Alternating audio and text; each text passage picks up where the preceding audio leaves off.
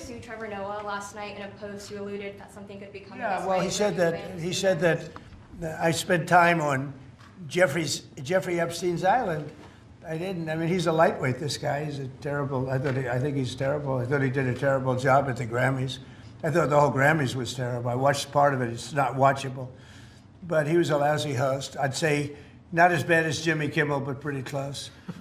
And no, he made a statement about me and Jeffrey Epstein. I have nothing to do with that. I have nothing to do with Jeffrey Epstein. And in fact, if you look at the DOJ, they announced, they released 3 million pages.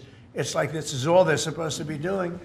And frankly, the DOJ, I think, should just say, we have other things to do, because that whole thing has turned out, I mean, other than Bill Clinton and, Bill Gates and lots of people that there are a lot of questions about it, but nothing on me.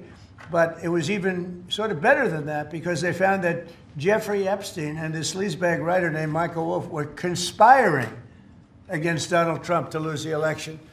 So Epstein was conspiring with a writer for me to lose the election.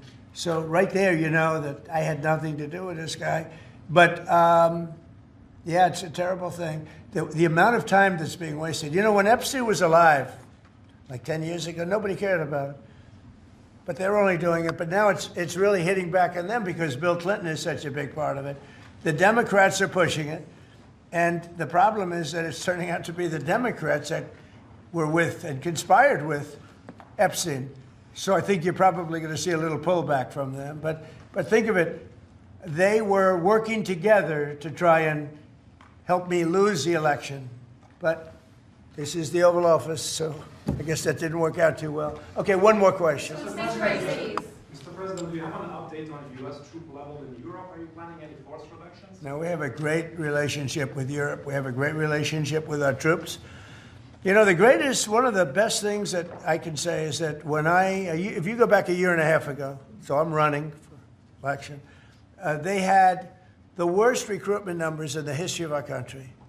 Nobody wanted to join the military, or nobody wanted to join the police. Nobody wanted to join the fire departments. We couldn't get anybody to be a proud member of our country.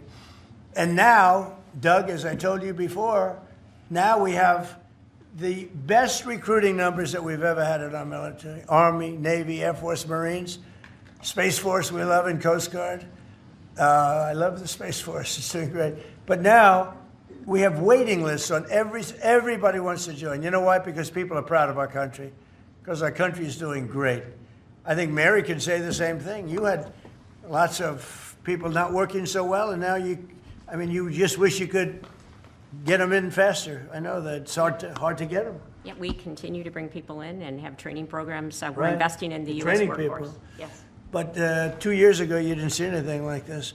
It's amazing what's happened. So we have the #1 in the history of our country. We've never had more people that want to join our armed forces than we do right now. And a year and a half ago, nobody wanted to join. They were embarrassed by our country. They were embarrassed by our leadership. And now they're proud of our country. And they're very proud of our leadership. And a lot of the leadership is right behind me. Thank you very much, everybody. Thank you, press. Thank you, press.